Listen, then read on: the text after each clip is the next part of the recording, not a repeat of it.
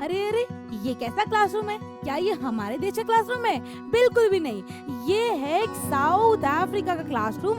और जैसे ही हमारे यहाँ के बच्चे बहुत ही क्यूरियस है, ऐसे ही साउथ अफ्रीका क्लासरूम के बच्चे भी बहुत क्यूरियस है। तो ऐसी घटना घटी साउथ अफ्रीका के क्लासरूम में, जहाँ पे बहुत सारे बच्चे क्यूरियस थे। उनके हाथ लगी एक स्क्रैप बुक, और उस स्क्रैप बुक में बहुत सारी पिक्चर्स थी, बहुत सारी चीजें थी और बहुत सारे इवेंट्स थे, क्योंकि वो स्कूल में पाई गई थी। लेकिन वो बच्चे इतने इतने क्यूरियस हो गए इतनी सारी चीजों को लेके, तो वो अपनी टीचर के पास गए और उन्होंने पूछा कि मैम मैम ये क्या है, क्या आप हमें बता सकते हो? वो इतने ज्यादा क्यूरियस हो गए। तो टीचर आई, वो भी थोड़ी सैड हो गई। वो कहती ये तुम्हारे हाथ क्या लग गया? ये तो एक स्क्रैप बुक है जिसमें बहुत सारे इवेंट्स, बहुत सारी चीजें, बहुत सारी पिक्चर्स जुड़ी हुई और बहुत ज्यादा मेमोरीज भी हैं। तो उस साउथ अफ्रीका के क्लासरूम की टीचर ने उनको एक स्टोरी बताई, और ये बच्चे जो बहुत ही ज्यादा क्यूरियस थे, उन्होंने बहुत अच्छे से स्टोरी सुनी।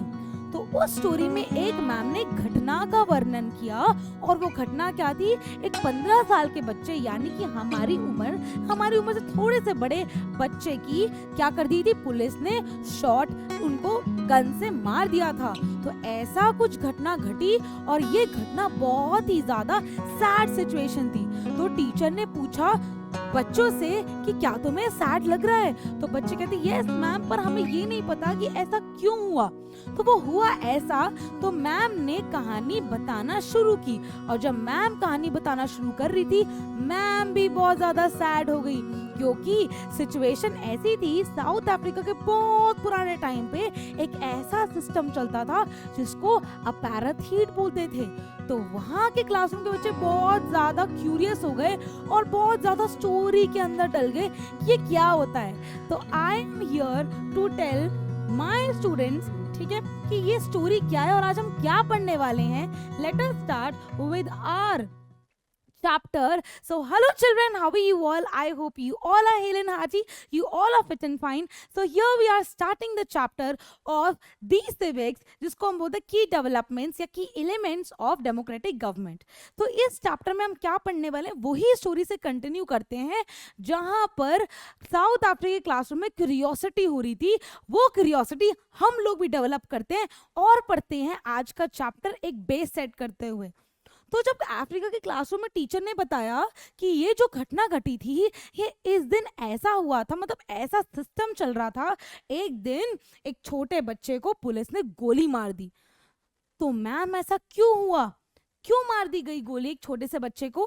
क्या वो क्या करना चाह रही थी? पुलिस तो हमारी प्रोटेक्शन करती है, वो हमें मारती नहीं है, वो सिर्फ हमको क्रिमिनल से बचाती है, प्रोटेक्ट करती है। तो ऐसा क्यों हुआ? तो मैम ने समझाया कि एक ऐसा सिस्टम था साउथ अफ्रीका में आज से कितने साल पहले, जिसको बोला जाता था अपार्थाइड। अपार्थाइड या अपार्थाइड एक ऐसा सिस्टम था जो कि लोगों को क्या करता था? डिवाइड करता था। किस बेसिस पे? On the basis of the skin colour. Skin colour के बेसिस पे उनको डिवीजन कर दी जाती थी कि आपका स्किन कलर वाइट है तो आप वाइट सो, आपका स्किन कलर ब्लैक है तो आपको ब्लैक्स खिलाएंगे। वहां पे जो इंडियन लोग थे उनको ब्राउन्स बोला जाता था, या और किसी देश के लोगों को कलर्ड बोला जाता था। तो ये बहुत ही सैड सिचुएशन थी, वहां पे लोगों को इक्वल नहीं माना जाता था, और ये बहुत ज्यादा सैड सिचुएशन हो गई थी। और इसी करके सारे बच्चे सैड हो गए। जैसे कि मेरी क्लास में सारे बच्चे सैड हो जाते तो मैं भी सैड हो जाती हूँ, ऐसे सारे बच्चे वहाँ के सैड हो गए। और जब सैड हो गए, वो पढ़ना चाह रहे थे कि मैम इसका क्या मतलब होता है, क्या आप डिटेल में बताओगे? तो यही हमारा फोर्थ चैप्टर है of our political science, that is key elements of democracy. ठीक है, तो क्या होता है? पैराथीड एक ऐसा सिस्टम होता है जहाँ पे रेस यानी कि फेशियल एक्सप्रेशन पे लोगों को अलग कर दिया जाता है। फेशियल एक्सप्रेशन यानी कि फेशियल कलर पे जो वो दिखते हैं, कॉम्प्लेक्शन पे उनको अलग कर दिया जाता है। एंड यस, रेस यानी कि on the basis of their complexion, which is very sad. कोई भी इक्वल नहीं माना जाता। और ये शुरुआत कैसे हुई? पहले हम स्टोरी पे पढ़ते हैं। स्टोरी में ऐसा क्या हुआ? तो हुआ ऐसा था जैसे कि स्कूल के बच्चे हम बहुत ही कंफर्टेबल होते हैं अपनी हमारी लैंग्वेज में पढ़ने के लिए। कुछ बच्चे कंफर्टेबल होते हैं हिंदी में पढ़ने के लिए, कुछ बच्चे कंफर्टेबल होते हैं अपनी लैंग्वेज पढ़ने में, जैसे कि इंग्लिश हो सकती है, पंजाबी हो सकती है, अपनी अपनी खुद की लैंग्वेज हो सकती है। लेकिन अगर आपको बोला जाए और फोर्स किया जाए नहीं आपको इसी लैंग्वेज में पढ़ाएंगे, तो आपको लगेगा मुझे जब समझ ही नहीं आएगा तो मेरा पढ़ने का क्या फ़ायदा।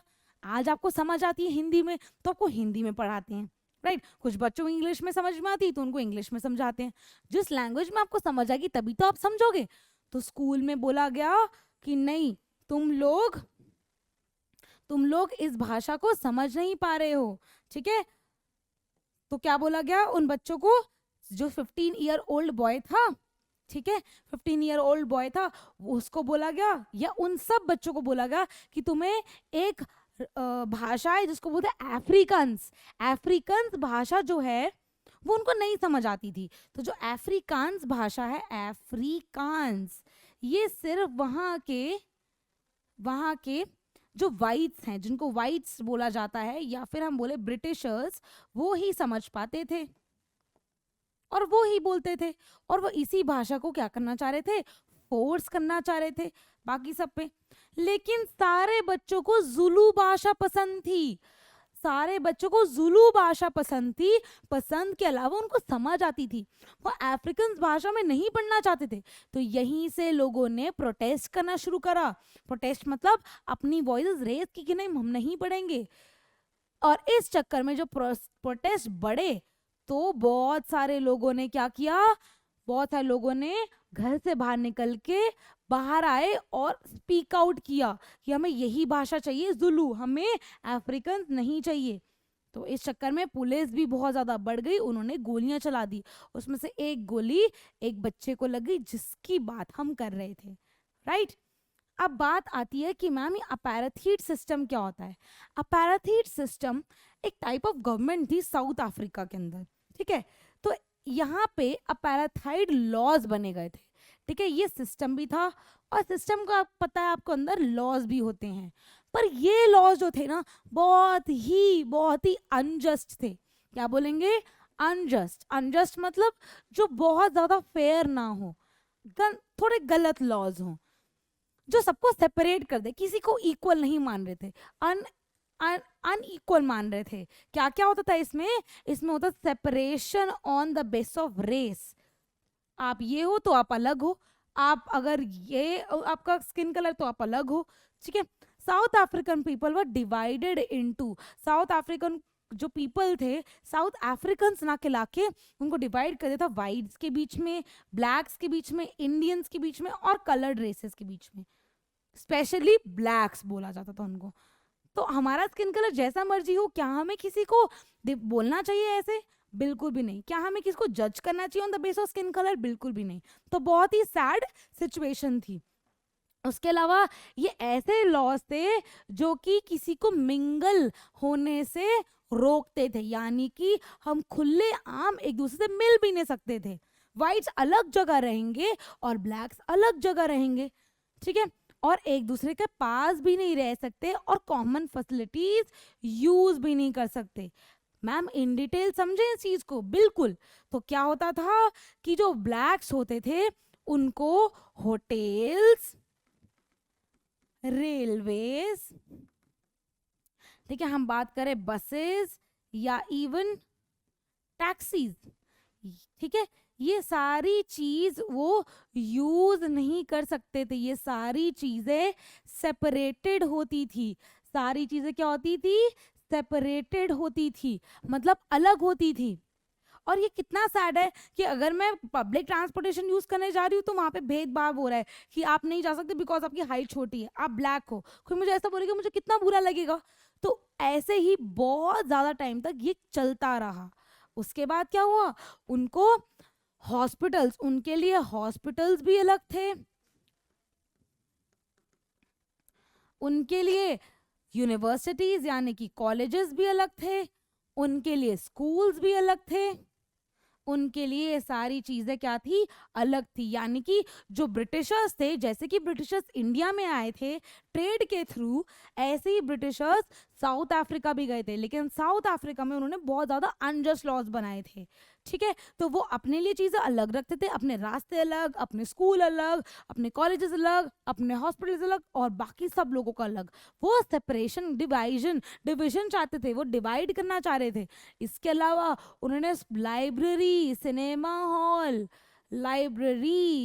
सिनेमा हॉल, ये सब, और इवन बीचेस जो कि नेचुरल होता है, जो कि मदर अर्थ हमें नेचुरल रिसोर्स देती है, ये तो सबका सेम होना चाहिए, ये भी अलग कर दिया कि ये वाला जो बीच है ये सिर्फ वाइट यूज करेंगे। तो बहुत ही ज्यादा अपार्थाइड एक ऐसा सिस्टम था जो कि साउथ अफ्रीका के अंदर ब्रिटिशर्स लेकर आए थे साउथ अफ्रीका के लोगों के लिए, और उनको डिवाइड कर दिया था, उनको नेम कर दिया कि तुम ये हो, तुम ये हो, जो कि बहुत ही सैड सिचुएशन होती है, राइट। तो इसके अलावा क्या हुआ, तो इसके अंदर एक दिन के और जगह भी अलग थी, यानी कि प्लेसेस, टाउन, सिटी, सब सेपरेट था, एवरीथिंग वाज सेपरेटेड। तो एक दिन ऐसे एक टाउन था जिसको उन्होंने बोल दिया था वन ब्लैक टाउनशिप, यानी कि यहाँ पे साउथ अफ्रीकन के नेटिव लोग रहते थे, ठीक है, जिसको बोला जाता साउथ वेस्टर्न टाउनशिप, जो सोवीटो के नाम से थी। तो यहाँ पे हेक्टर पीटरसन रहते थे, जिसकी हम स्टोरी कर रहे हैं, ठीक है। हेक्टर पीटरसन यहाँ पे रहते थे और यहाँ पे उनके क्लासमेट्स भी रहते थे। तो वो प्रोटेस्ट करने आगे गए कि हम अफ्रीकन लैंग्वेज में नहीं बात करेंगे या नहीं पढ़ाई करेंगे, हमें जुलू लैंग्वेज में स्टडी करना है, प्लीज हमें अफ्रीकन जो भाषा है प्लीज हम पे इम्पोज मत करो, प्लीज हमको फोर्स मत करो ये सब भाषा करने के लिए। तो ये सब बच्चे हेक्टर पीटरसन और उसके बाकी सारे फ्रेंड्स उसके साथ मिल गए, इवन उनके पेरेंट्स भी मिल गए, और इन लोगों ने किया प्रोटेस्ट, मतलब अपनी वॉइस रेज करी। उसके बाद क्या हुआ, साउथ अफ्रीकन पुलिस जो थी वहां पे उस टाइम पे, मतलब जो गवर्नमेंट चला रहे थे, जो इनके साथ में जो पुलिस आती है, इनके अंडर जो पुलिस आती है, उन्होंने मारना शुरू कर दिया। जो जो बच्चे वहां प्रोटेस्ट करने गए उनको बीट करना शुरू कर दिया और गोलियां चलानी शुरू कर दी, और उसमें से एक गोली जाके हेक्टर पीटरसन के लग गई। जिस बच्चे की हम बात कर रहे हैं वो 15 साल का बच्चा हेक्टर पीटरसन क्या ही करना चाह रहा था, हेक्टर पीटरसन बस एक चीज चेंज करना चाह रहा था कि भाई उसको जिस भाषा में समझ आता है वो वही पीटरसन, ठीक है, वो उसी में ही पढ़ाई करेगा, लेकिन ऐसा नहीं हुआ, ठीक है। एक बुलेट और हेक्टर पीटरसन को मार देती है, और ये 16 जून 1796 को होता है, 1976 को ये होता है। और इस चक्कर में क्या हुआ, इस चक्कर में पूरा का पूरा साउथ अफ्रीका हिल गया था, और ऐसी कुछ स्क्रैप बुक उनके बच्चों को मिली, आज के प्रेजेंट साउथ अफ्रीका के क्लासरूम में मिली। तो ये पूरा माहौल वहां पे होगा कि मैम ऐसा भी हो सकता था क्या पहले। बिल्कुल, ये जिस बच्चे की बात कर रहे हैं ये बच्चा रियल बच्चा है जो हेक्टर पीटरसन है, और इसकी कितनी न्यूज पेपर में छपी, और ऐसे कितने लोग उस टाइम पे मारे गए थे। A lot of people in the system called apartheid, और apartheid system बहुत ही ज्यादा अनजस्ट था, इसके बहुत ही ज्यादा बैड थिंग्स थी, लेकिन एक इंसान थे जिन्होंने इस सिस्टम को ना ही बदला बल्कि एक अच्छे वे में साउथ अफ्रीका को लेके गए, और वो थे लीडर जिनको बोला जाता है नेल्सन मंडेला जी, तो नेल्सन मंडेला जी ने क्या किया, नेल्सन मंडेला एक वहां के साउथ अफ्रीकन लोगों में से एक थे, लेकिन वो उनके अंदर लीडरशिप क्वालिटीज थी। उन्होंने भी बहुत ज्यादा प्रोटेस्ट किया, उनको भी जेल में डाल दिया गया था एक पॉइंट ऑफ टाइम पे, लेकिन उनके साथ एक जुड़ी हुई थी एक पॉलिटिकल पार्टी जिसको बोला जाता है अफ्रीकन नेशनल कांग्रेस, और यहाँ पे बहुत सारे वो लोग जुड़ गए थे जिनके साथ ये चीजें हो रही थी।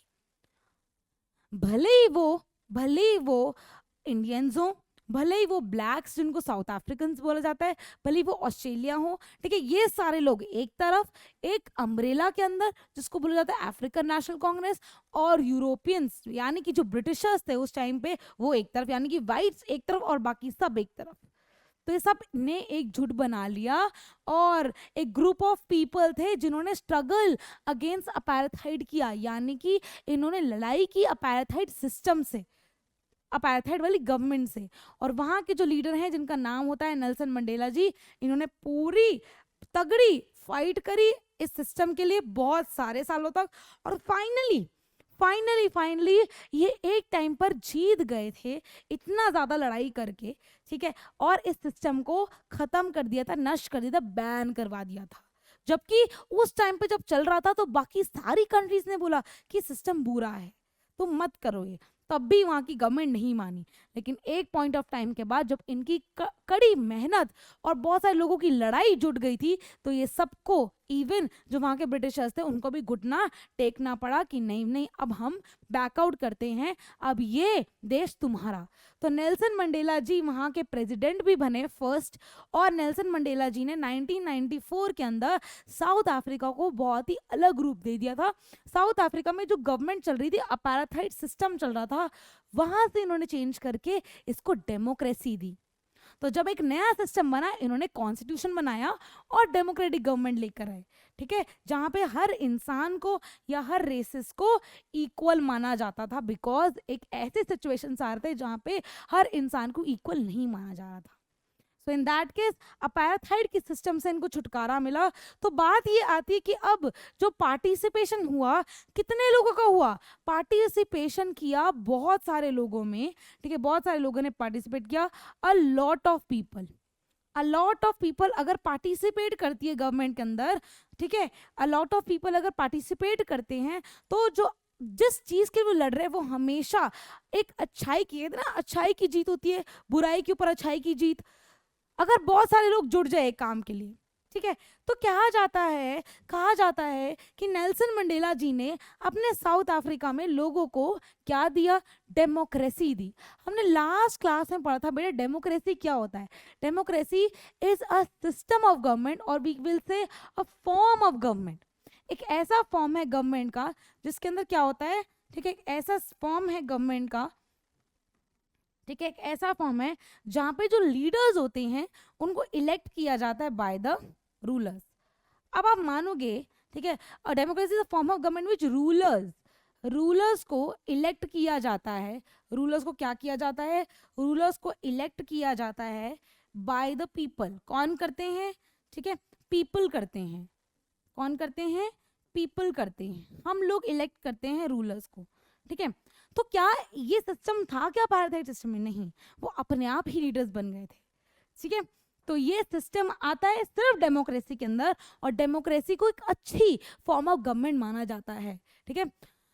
Democracy is a form of government. क्या है? गवर्नमेंट का एक तरीका है, गवर्नमेंट का एक फॉर्म है, गवर्नमेंट का एक फॉर्म है जिसमें से जो रूलर्स होते हैं, जो लीडर्स होते हैं, they are elected by the people. और लोग क्या करते हैं? लोग एक्टिव पार्टिसिपेशन लेते हैं। ये लोग क्या करते हैं? ये लोग पार्टिसिपेट करते हैं। Participate in what? Participate in voting. Vote करके इलेक्ट करती है अपनी गवर्नमेंट, और इन लोगों को ही वोट करते हैं जो जिनसे इनका मन लगता है, या जो लगता है इनको कि ये हमारे लिए एक अच्छा लीडर साबित होगा, या फिर ये एक अच्छा इंसान जो है, ये एक अच्छा लीडर बनेगा और हमारी वॉइसेस और नीड्स को समझेगा। क्यों करते हैं पीपल अपने लोगों को इलेक्ट? क्योंकि इनकी नीड्स को समझेगा, इनकी ज़रूरतों को समझेगा, इनकी वॉइसेस को सुनेगा, ठीक है, इनकी नीड्स को समझेगा, इनकी वॉइसेस को सुनेगा। और इसके अलावा क्या करेंगे? इसके अलावा जो जो इनकी एस्पिरेशंस है कि हमारा देश ऐसा बने, हमारा देश वैसा हो, तो इनकी एस्पिरेशंस पे भी ध्यान दिया जाएगा। डेफिनेटली इनकी सिक्योरिटी का भी ध्यान दिया जाएगा, और ये सेफ फील करेंगे एक ऐसे देश में। तो आप भी एक ऐसे देश में रहना चाहेंगे जहाँ पे आपकी सुनी जाए? डेफिनेटली कमेंट करके जरूर बताइए, ठीक है। तो डेमोक्रेसी के अंदर पार्टिसिपेशन कैसे करते हैं लोग? वोटिंग करके, अपने लीडर्स को इलेक्ट करके। इलेक्ट कैसे होती है? वोटिंग के थ्रू। क्या कोई और तरीका है कि हम इलेक्ट कर सकते हैं? सॉरी, क्या कोई और तरीका है कि हम पार्टिसिपेट कर सकते हैं? तो कमेंट में लिखो, अभी हम आगे उसी की चर्चा करने वाले हैं। तो अभी जो हमने डेमोक्रेसी से पहले अपार्थाइड सिस्टम में देखा कि लोगों ने पार्टिसिपेट कैसे किया, उन्होंने वोटिंग नहीं की, उन्होंने एक चेंज लाने के लिए कैसे पार्टिसिपेट किया? प्रोटेस्ट करके। क्या एक सही तरीका है कि मैम हम ऐसे भी पार्टिसिपेट कर सकते हैं? चलिए जानते हैं in the next slide, in the next topic. Other ways of participating. क्या हम किसी और तरीके से पार्टिसिपेट कर सकते हैं my dear students? Yes, the answer is a big yes, we can participate, ठीक है। द आंसर इज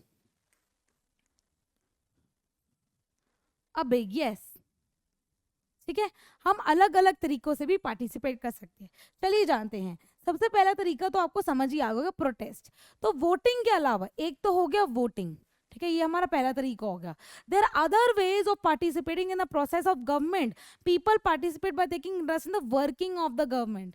ठीक है, हम गवर्नमेंट की वर्किंग, जैसे कि गवर्नमेंट वर्क कर रही है, हम उसमें इंटरेस्ट दिखा सकते हैं। हम अपने अंदर जिज्ञासा ला सकते हैं, क्यूरियस हो सकते हैं कि कैसे गवर्नमेंट वर्क करती है, चलो देख कर आते हैं। तो कोई हमें रोक टोक नहीं सकता। तीसरा तरीका क्या है कि हम क्रिटिसाइज कर सकते हैं गवर्नमेंट को। अगर गवर्नमेंट कोई काम अच्छा नहीं कर रही है या हमें पसंद नहीं आ रहा है, क्योंकि क्या है, हमने चूज किया अपनी गवर्नमेंट, बिकॉज इसका रीजन क्या है, हम क्यों क्रिटिसाइज कर सकते हैं, because it is democracy, because we have chosen our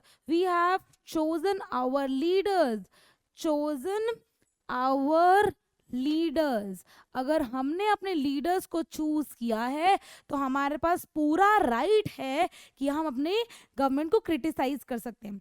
अब बात आएगी मैम, क्रिटिसाइज का मतलब क्या है। क्रिटिसाइज का मतलब होता है कि उसको क्रिटिक करना, किसी भी चीज को। अगर हम एक होता है वो जज करना, जज is a bit negative word, ठीक है।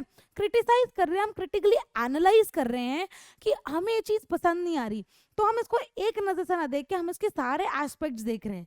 तो अगर हमें वो चीज पसंद नहीं आ रही, हम उसको क्रिटिक कर रहे हैं, ठीक है, हम उसको काउंटर कर रहे हैं, ठीक है, हम उसको क्या कर रहे हैं, काउंटर कर रहे हैं। अगर हमें वो चीज पसंद नहीं आ रही तो हम उसके नेगेटिव साइड मद्देनजर रखते हुए उस चीज को ओपोज कर रहे हैं इन अ पॉजिटिव वे। मतलब ये नेगेटिव चीज नहीं है कि हम क्रिटिक कर रहे हैं, ठीक है, ये कुछ नेगेटिव चीज नहीं होती। हमें इतना दिमागी होना चाहिए कि हमें हर एक चीज का दूसरा एस्पेक्ट देखना चाहिए, पॉजिटिव नेगेटिव बोथ। तो अगर हम ओपोज कर रहे हैं, काउंटर कर रहे हैं, क्रिटिसाइज कर रहे हैं, तो कोई रीजन तो होगा ना। ऐसे नहीं करना कभी मन कराओ क्रिटिक करते हैं, नहीं, हर एक चीज को क्रिटिक जरूर करना चाहिए, ताकि हम उसके क्रिटिकली एनालाइज करना चाहिए, ताकि ओपोज करना चाहिए, ताकि हमें उसके एक्चुअली में पॉजिटिव और नेगेटिव इफेक्ट समझ में आए। और अगर कोई चीज गलत है तो हमें क्रिटिक करके उस चीज का क्या ढूंढना चाहिए, सोल्यूशन ढूंढना चाहिए, ठीक है। व्हेन रिक्वायर्ड, क्रिटिक कब करना है, जब रिक्वायरमेंट हो तभी करना है। जब मना है क्रिटिक नहीं करना, कि लग रहा है कि यार ये चीज समझ नहीं आ रही है, समझ एजन कि ये लीडर को मैंने चूज किया, ठीक है, पर ये अच्छा काम नहीं कर पा रहा, तो मैं क्रिटिक कर सकता हूँ, ठीक है। हम ये सब कर सकते हैं, लेकिन मैम तरीका क्या होगा। प्रोटेस्ट तो एक तरीका हो गया, इसके अलावा क्या होगा, इसके अलावा क्या होता है बेटा, देखो अब हम देखेंगे कि प्रोटेस्ट के अलावा और क्या क्या तरीके होते हैं, हम क्रिटिक कैसे कर सकते हैं। तो एक तो हो गया प्रोटेस्ट, ठीक है, दूसरा हो गया धरना। आपने सुना होगा कि कोई पर्टिकुलर लीडर धरना कर रहा है। धरना मतलब कि हमने एक चीज सोच लिया, हम इसी पे ही अटल रहेंगे, और जब तक गवर्नमेंट इसको ठीक नहीं कर देती तो हम इसी पे अटल हैं। हम यहाँ खड़े हैं पार्लियामेंट के आगे, हम यहाँ खड़े हैं, दिल्ली जा रहे हैं, हम रैलियां कर रहे हैं, तो हम खड़े हैं वहां पे, उसको कहते हैं धरना करना।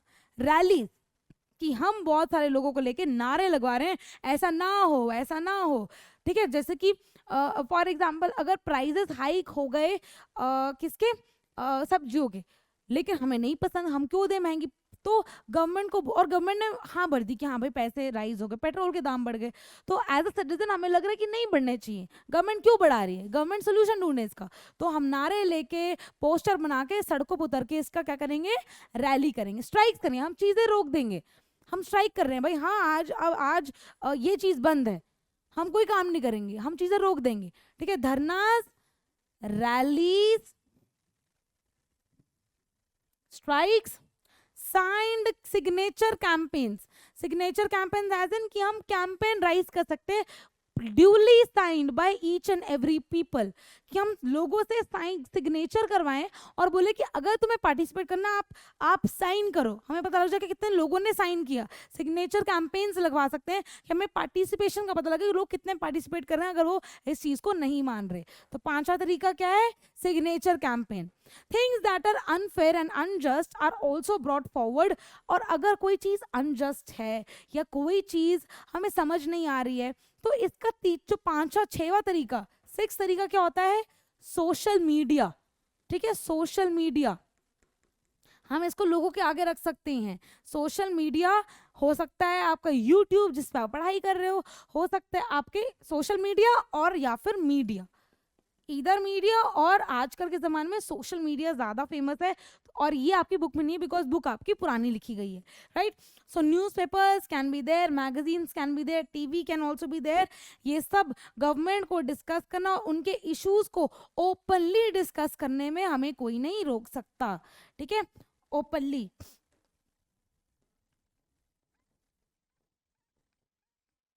ठीक है बेटा। और अब यहाँ पे सोशल मीडिया की बात आ रही है। आजकल के ज़माने में यूट्यूब या इंस्टाग्राम या Facebook, Twitter and what not to share these such issues on social media, right? So in that case my dear students, we need to see कि ऐसी क्या चीज़ें हैं जो कि आपको रोक नहीं सकती ये सब करने के लिए। ये क्या है? We are participating. गवर्नमेंट अगर कुछ गलत करती तो हम पार्टिसिपेट कर सकते हैं कुछ इन तरीकों से, राइट। एक और तरीका, हमने कितने कर लिए यहाँ पे?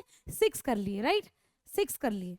अब एक बात हुआ था यहाँ पे, yes, so one this happened in 2005, ठीक है, मैं बताती हूँ।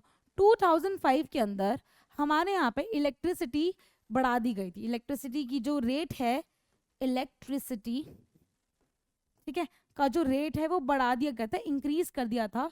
अगर इलेक्ट्रिसिटी का रेट बढ़ रहा है तो डेफिनेटली हम सबके इलेक्ट्रिसिटी बिल के प्राइस भी इंक्रीज होंगे, लेकिन हमारी सैलरी तो उतनी है, मम्मी पापा की सैलरी भी उतनी है। तो लोगों को ये प्रॉब्लम आ गया, पेरेंट्स को ये प्रॉब्लम आ गया, भैया दीदी को प्रॉब्लम आ गया कि हमारी सैलरी तो उतनी की उतनी है और हम इतना बिल कैसे भरेंगे। तो इन्होंने भी क्या किया, इन्होंने प्रोटेस्ट करना शुरू किया, सिग्नेचर कैंपेन करना शुरू कर दिया कि हर एक इंसान बोल रहा है कि ये बिजली के दाम बढ़ गए हैं, आम आदमी या मिडिल क्लास इंसान ये चीज़ नहीं कर पाएगा। तो फिर क्या हुआ, जब लोगों ने पार्टिसिपेट किया, ठीक है, जब लोगों ने पार्टिसिपेट किया, व्हेन पीपल पार्टिसिपेटेड, ठीक है, व्हेन पीपल पार्टिसिपेटेड, जब लोगों ने पार्टिसिपेट करना शुरू कर दिया, ठीक है, जब लोगों ने पार्टिसिपेट करना शुरू कर दिया तो गवर्नमेंट क्या हुई, गवर्नमेंट को मानना पड़ा। तो गवर्नमेंट ने इस चीज को मद्देनजर रखते हुए माना और जो प्राइसेस बढ़ गए थे, ठीक है, प्राइसेस बढ़ गए थे या जो रेट बढ़ गया था उसको कर दिया डिक्रीज। मान ली गवर्नमेंट ने, क्योंकि गवर्नमेंट किससे बनती है, हम लोगों से तो बनती है। आर ओपिनियन मैटर्स, हम जो बोलते हैं वो मैटर करता है, क्योंकि लोग, ये डेमोक्रेसी पीपल्स गवर्नमेंट है। डेमोक्रेसी का मतलब है कि हर एक इंसान खुश रहना चाहिए, ठीक है, it is people's government, it is also known as representative type of democracy. एक और तरीका है, पता है क्या होता है, ये सारी चीजें सॉल्व हो जाती है, लेकिन जैसे कि हमने देखा कि रेस के नाम पे कई बार ऐसा हो जाता है कि कुछ सेक्शन ऑफ पीपल को, ठीक है, फॉर एग्जाम्पल जो हमें लोग दिख रहे हैं उनकी राइट्स को हम प्रोटेक्ट कर रहे हैं, पर जैसे कि जो लोग हमसे थोड़े से अलग हैं, दे आर डिफरेंट, ठीक है, सबके देखो कल्चर डिफरेंट होते हैं, सबकी दिखने का स्टाइल डिफरेंट होता है, जो हमने चैप्टर 1 में पढ़ा है। अगर डिफरेंसेस हैं, अगर पीपल डिफरेंट हैं, कौन डिफरेंट है, पीपल डिफरेंट हैं, right. If people are different what can we do, अगर लोग डिफरेंट हैं तो इसमें क्या होगा मैम, तो इसके अंदर भी एक अलग, ये सारे अलग जो डिफरेंट पीपल हैं, ओके, जो डिफरेंट पीपल हैं वो भी अपना ग्रुप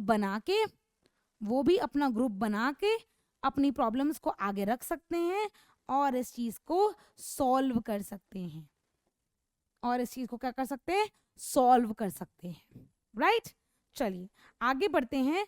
अब बात आती है कि यही वाली बात आती है कि another way for people to participate is by organising themselves into social movements, ठीक है, अपने आप को ग्रुप बना के, और इस ग्रुप का क्या नाम होता है, अपने आप को, जो हमने लास्ट में किया, अपने आप जो ग्रुप बना सकते हैं, ये लोग जो अलग होते हैं, जैसे कि ट्राइबल्स हो गए, है ना, जो दिखने में बहुत अलग हैं, जो हमसे बिल्कुल कल्चर जिनका अलग है, पर डेमोक्रेसी के अंदर सबको लेके चलना है, तो ये लोग क्या कर सकते हैं, सोशल मूवमेंट्स कर सकते हैं। तो दिस कैन बी अनदर तरीका। तो जैसे कि हमने यहाँ पे 6 देखा था, राइट, सोशल मीडिया, तो ये हो गया 7th तरीका होगा कि पार्टिसिपेट हम कैसे कर सकते हैं, थ्रू सोशल मूवमेंट्स, ठीक है, that's to challenge the government and its functioning. अगर हम गवर्नमेंट में चेंज लाना चाहते हैं या हम चाहते हैं कि हमारी जो गवर्नमेंट है वो हमारी सुने, हम सोशल मूवमेंट्स भी कर सकते हैं। हम एक मूवमेंट चला सकते हैं जिसके अंदर हम अपनी बातें मनवा सकते हैं, अपना पॉइंट्स रख सकते हैं और लोग इस चीज़ को सुनते हैं, मतलब लोग कौन, गवर्नमेंट। ठीक है। Members of minority community like Dalits, जैसे दलित्स होते हैं, आदिवासीज होते हैं, विमेन हैं, माइनॉरिटी यानी जो कम है, टोटली कम है, पॉपुलेशन में कम है, ठीक है, पॉपुलेशन में लेस है।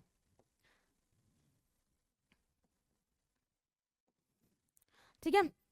And others are often able to participate in this manner.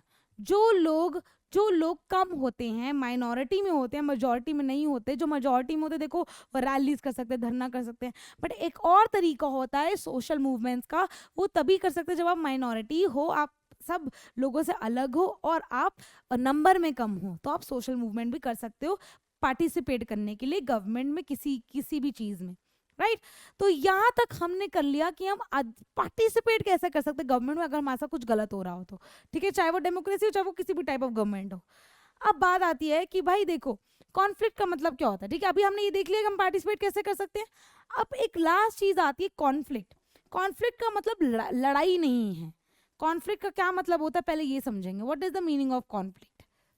Conflict का मतलब बस इतना सा होता है कि there is difference of opinion. क्या होता है इसका मतलब, difference of opinion, difference of opinion. Ma'am इसका मतलब क्या है, चलो अब इसका मतलब देखते हैं। डिफरेंस ऑफ ओपिनियन का मतलब क्या है, आपका ओपिनियन अलग है, मेरा ओपिनियन अलग है, तो हमारा कॉन्फ्लिक्टिंग ओपिनियन हो गया। हमारी और आपकी लड़ाई थोड़ी हो गई इसमें कि हम लड़ाई कर रहे हैं, ये कर रहे हैं, बट हाँ कभी कभार ये कॉन्फ्लिक्ट अगर बढ़ जाए तो यहाँ पे लड़ाई हो सकती है। अगर ये इतना ज्यादा बढ़ जाए, इंक्रीज हो जाए, राइट, अगर ये कॉन्फ्लिक्ट, ठीक है, छोटा कॉन्फ्लिक्ट है तो ये रिजॉल्व हो सकता है। ये कल को बढ़ रहा है, बढ़ रहा है, बढ़ रहा है, बढ़ रहा है, बढ़ रहा है, बढ़ गया, इतना ज्यादा बढ़ गया। अगर ये कॉन्फ्लिक्ट इतना बढ़ गया तो यहाँ पे जब वो बढ़ा, इतना ज्यादा बढ़ा, तो यहाँ पे क्या हो सकता है, यहाँ पे वायलेंस हो सकता है, यहाँ पे लड़ाई हो सकती है। यहाँ पे जब वो इतना ज्यादा इंक्रीज हो गया, ठीक है, जब वो इतना ज्यादा इंक्रीज हो गया तो यहाँ पे पूरी आशंका है कि यहाँ पे लड़ाई हो सकती है। ठीक है, यहाँ पे क्या हो सकता है, लड़ाई हो सकती है जब वो वायलेंस इतना ज्यादा बढ़ गया। ठीक है, लेकिन हम बात कर रहे हैं कि need to resolve the conflict. जो डिफरेंस, और सिर्फ कॉन्फ्लिक्ट का मतलब होता है डिफरेंस ऑफ ओपिनियन, कि इसको ओपिनियन लगा है, मेरा ओपिनियन लगा, जो कि नेचुरली होता है। तो हमारे आपस में कॉन्फ्लिक्ट हो गया कि आपको अपनी बात पे रहना है, मुझे अपने बात पे रहना है, तो हमारे बीच में क्या आ गई, डिफरेंस ऑफ ओपिनियन हो गया, हमारे बीच में कॉन्फ्लिक्ट हो गया। लेकिन अगर ये बढ़ गया, कल को बहुत ज्यादा बढ़ गया, बहुत ज्यादा, तो इसमें वॉयलेंस आ सकता है, जो कि बहुत ही सैड सिचुएशन होती है, राइट। चलिए अब आगे बढ़ते हैं। कॉन्फ्लिक्ट का एक बहुत ही इजी सा कॉन्फ्लिक्ट पढ़ते हैं जो आपकी बुक में भी दे रखा है। ठीक है, यहाँ पे कॉन्फ्लिक्ट की बात हो रही है, बहुत ही फेमस है। कॉन्फ्लिक्ट दो लोगों में भी हो सकता है, दो स्टेट में भी हो सकता है, ठीक है, हर किसी दो चीज़ों में, हर देश में भी हो सकता है, दो लोगों में हो सकता है ना, हर चीज़ में कॉन्फ्लिक्ट आ सकता है। कॉन्फ्लिक्ट की कोई बाउंड्री नहीं कि ये सिर्फ स्टेट्स में होता है या सिर्फ लोगों में होता है, कहीं पर भी कॉन्फ्लिक्ट हो सकता है। कॉन्फ्लिक्ट का मतलब सिर्फ डिफरेंस ऑफ ओपिनियन। चलिए देखते हैं कॉन्फ्लिक्ट यहाँ पे क्या हुआ। हम बात करते हैं कर्नाटका और तमिलनाडु, दो स्टेट्स की। ठीक है, किसकी, कर्नाटका और तमिलनाडु की। चलो इसको नोट्स बना बना के लिखते हैं। ठीक है, चलिए लेट्स स्टार्ट। हम किसकी बात कर रहे हैं, हम बात कर रहे हैं दो स्टेट्स की। ठीक है, two states. Two states is not only a movie but it is also a very big thing. क्योंकि अगर दो स्टेट्स की बात हो रही है तो दोनों स्टेट आपस में अलग होंगे, इनका नाम अलग होगा और रहते अलग होंगे। ठीक है, और इनके लोग भी अलग होंगे। एक की बात कर रहे हैं कर्नाटका की और दूसरी क्या बोला मैंने, तमिलनाडु की। ठीक है, दूसरी क्या बोला, तमिलनाडु। ये दो स्टेट्स हैं, ठीक है, आपस में अलग है, डेफिनेटली बाउंड्रीज अलग हैं यहाँ पे। लेकिन एक कॉमन चीज क्या है, एक रिवर जिसको बोलते हैं कावेरी रिवर। कावेरी, ठीक है, कावेरी रिवर क्या है, कॉमन है। कावेरी रिवर क्या है, कॉमन रिवर है। ठीक है, यहाँ पे डिस्प्यूट क्या हुआ या कॉन्फ्लिक्ट का एक कॉमन पॉइंट क्या था, ठीक है, कॉमन पॉइंट ऑफ डिस्प्यूट एक बहती हुई नदी, ठीक है, एक बहती हुई नदी दो दोनों स्टेट्स में बह रही है, ठीक है, दोनों स्टेट्स में बह रही है, और वो कौन सी रिवर है? कावेरी, कावेरी, ठीक है, कावेरी रिवर, दोनों स्टेट्स में बह रही है एक रिवर, ठीक है। क्या हुआ मैम, ठीक है, यहाँ पे खत्म होती है बाउंड्री कर्नाटका की, यहाँ पे खत्म होती है बाउंड्री तमिलनाडु की। अब इन दोनों स्टेट्स के अंदर एक एक डैम भी है। तो जो कर्नाटका का डैम है उसका नाम देखो क्या है, उसका नाम है कृष्णा राजा सागर, कृष्ण राजा सागर। और यहाँ पे कौन है? मेत्तूर रेजर्वोयर, दोनों डैम्स भी हैं इनके पास, ठीक है।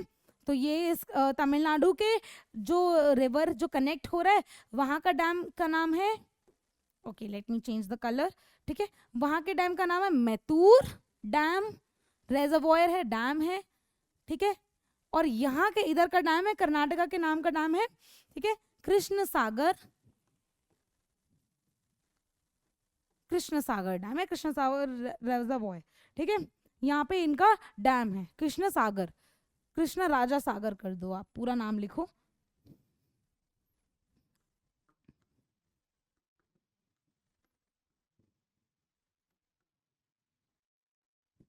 ठीक है।